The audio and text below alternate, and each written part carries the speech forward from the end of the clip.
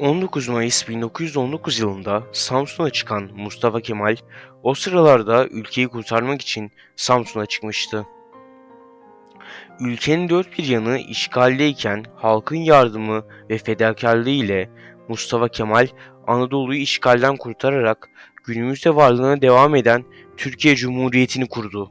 Ülke kurulduktan sonra ise savaşta kazanılan zaferlerin kalıcı olması için Mustafa Kemal inkılaplara girişti.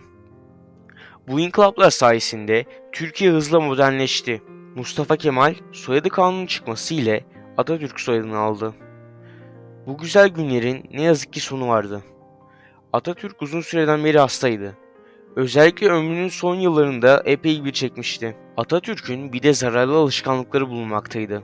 Çok sık sigara içmesi, öfkeli bir kişiliğe sahip olması ve doktor muayenesinden hoşlanmaması kötü alışkanlıklarıydı. 1938 yılında iştahsızlık ve halsizlik başlayan Atatürk'ün doktor muayenesi sonrası siroz teşhisi konulsa da Atatürk'ün hastalığı ne olduğu konusu tartışmalıdır.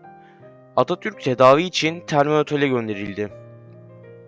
1 Şubat günü ise Bursa'ya hareket etti. Atatürk hastayken bile devlet işleriyle ilgileniyordu. Hatay sorunu ile uğraştığından dolayı hastalığının duyulmasını istemedi. Hastalığın ağırlaşması ile detaylıca muayene edildi ve gene aynı teşhis konuldu. Daha sonrasında ise Paris Tıp Fakültesinden Profesör Doktor Noel Fiesinger tarafından muayene edildi. Muayenesi sonrasında Atatürk doktorun söylediklerini harfiyen uygulamıştır. Avrupa'dan doktor getirilmesinin sonucunda Atatürk'ün hastalığı tüm dünyada duyuldu. Hatay sorunu ile ilgili yaptığı gezi sonrasında hastalığı iyice ağırlaştı ve İstanbul'a gitmek zorunda kaldı. 1 Haziran'da Savarona yatına geçti. Daha sonra ise Dolmabahçe Sarayı'na geçti.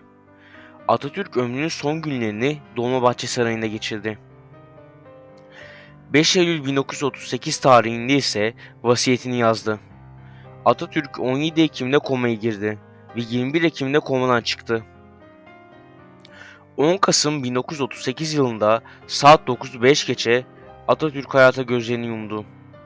Ölümü öğle saatlerinde 11 ayrı dilde dünyaya duyuruldu. 24 saat içinde ise yeni Cumhurbaşkanı olarak İsmet İnönü seçildi. Atatürk öldüğünde Cumhuriyet henüz 15 yaşındaydı. Ölümünün ardından genç Cumhuriyet'in kaderi belirsizdi. Atatürk'ün cenaze namazı 19 Kasım'da Dolmabahçe Sarayı'nda kılındı. Diyanet İşleri Başkanı Rıfat Börekçi, Atatürk'ün cenaze namazının illaki camide mi kılınması gerektiği sorulunca, cenaze namazının bu faizan yerine getirilebileceği her yerde kılınabileceğini söyledi. Atatürk'ün cenaze namazı Türkçe duaları ile kılındı. Atatürk'ün naaşı taşınırken pek çok kişi üzüntü içerisindeydi. Atatürk'ün naaşı 21 Kasım 1938 tarihinde Ankara'ya vardı ve geçici olarak Etnografi Müzesi'ne kondu. 4 Kasım 1953 tarihinde ise artık Anıtkabir inşası bitmiş ve Atatürk geçici mezarına alınmıştı. 10 Kasım 1953'te ise Atatürk'ün naaşı resmi bir törenle Anıtkabir'e taşındı. Babanı gönülden dilerim. Ne mutlu Türk'üm diyene.